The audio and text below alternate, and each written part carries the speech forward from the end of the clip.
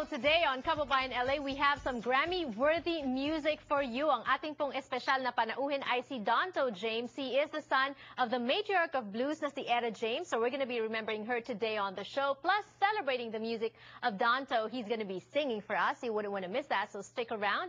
Magandang hapon po mga kababayan. You are watching America's first and only daily talk show for and about the Filipinos. Kaya naman po dito, nakikipagchismisan pa rin po tayo sa nangyayari sa ating Pilipinas. And of course, pag pinag-uusapan ng showbiz chismis, wala nang mas juicy pa kung hindi sa mga love life ng ating mga paboritong artista. At ang isa naman sa mga eksperto dyan ay ang ating panauhin every Thursday here on the show, Eugene Assis of Pinoy Insider. Hello and welcome to Kababayan LA. Hello, magandang hapon sa inyo. Hindi naman masyadong eksperto, pero at least nakakaalam. Ayan. O sige. At saka marami ka na rin pinagdaanan, Eugene. We're gonna ask you kung anong mga opinion mo dito sa mga love life na ito. Couple number 1, itong si Derek Ramsey at Angelica Panganiban, mukhang couple no more actually. Yes, oo. Couple no more talaga. Matagal na, pero naglalabasan ng mga chismis ngayon kung bakit naghiwalay talaga itong dalawa na sila Angelica at si Derek. At mukhang hindi lang coupling kasi parang mukhang nagiging three's a crowd.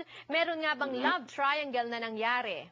Yeah, parang katulad na nangyari kay Kristen Stewart at sa kanyang leading man na si Robert Pattinson at sa kanilang director. Pero ito naman, iba.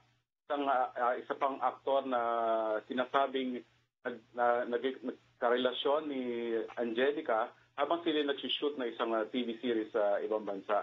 Ito nga si John Lloyd Cruz. Minsan nga in-interview itong si Derek sa TV5 na kasi lumipat na siya doon. At sinabi niya kung talagang yung dalawa nagkakaigihan ngayong mga araw na ito ay okay lang sa kanya. And I know that Derek is in London covering the Olympics, correct? Yeah, right now. Yun nga, na-interview siya doon ng TV5 crew at sinabi niya na kung sakali man yung dalawa ngayon na nagkakaigihan, well, it's good for them.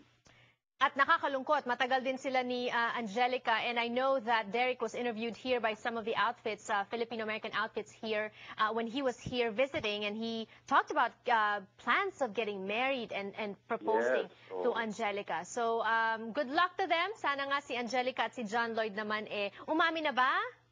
Hindi pa rin, pero marami nagsasabing totoo nga. Alright, totoo nga. Okay, ikaw naman, ano sa tingin mo? What is your judgment? Sa tingin ko, kasi nga nag-break na si John Lloyd at saka si Shaina Magdayaw, so hindi malayong magkatotoo ang kanilang hinala, ang mga hinala namin at natin lahat. Alright, couple number 2, Maha Salvador and si Mateo. Kamusta naman sila? Amatento nga sila ng premiere night ng The Healing ni Vilma Santos nung isang gabi. At tinanong nga yung dalawa kung totoo nga nagkakaalabuan sila. Si Mateo, sinabi niyang hindi, pero nang tanongin si Maha, parang nagkibit balikat lang siya at hindi siya nag-comment. Okay, ano naman ang tingin mo dito sa dalawang to? Siguro nagkakaroon ng problema dahil sa isang tweet ni Maha, sinabi niyang, I am a person who's doing everything for everyone, but when I need someone, there is no one for me there. Hala, parang masama ang loob ni Maha. Oo. Sa tingin mo ba tatagal itong relasyon na ito? Sa tingin ko, mabait kasi si Mateo pero hindi ko alam sa bahagi ni Maha. Pero kung totoo nga itong nangyayari sa kanila, na dahil nga si Mateo walang masyadong panahon kay Maha, baka hindi nga sila magtagal. Yes. Okay, ito naman parehong mabait pero mukhang parang hindi matuloy-tuloy ang kanilang relationship, Sarah and Gerald. Maganda rin sana kanilang tambalan at ang kanilang kung totoo ang magkakatuloy sila sa tunay na buhay. Pero mukhang ang hadlang sa kanila ay talaga itong mga parents ni Sarah at lalo na ang kanyang Mommy Divine. Dahil nga noong una sinasabing kailangang umakyat ng ligaw si Gerald kila Sarah at nang ginawa niya, parang ini-snub naman siya ni Mommy Divine sa loob ng kanilang bahay. And for a guy, medyo masakit yun at saka nakakasawa. Gaano katagal na bang naniligo si Gerald? Medyo matagal-tagal na rin, 6 months and counting. At nung linggo nga, medyo maganda na yung nakikita sa kanila dahil sa TV show ni Sarah. Tinawag pa nga ni Sarah na babe itong si Gerald. At nangkunan si Mami Divine, mukhang hindi maganda ang mukha niya nang Baka naman nakita niya sila na. nag-holding hands ang dalawa. Baka naman sila na, hindi lang natin alam.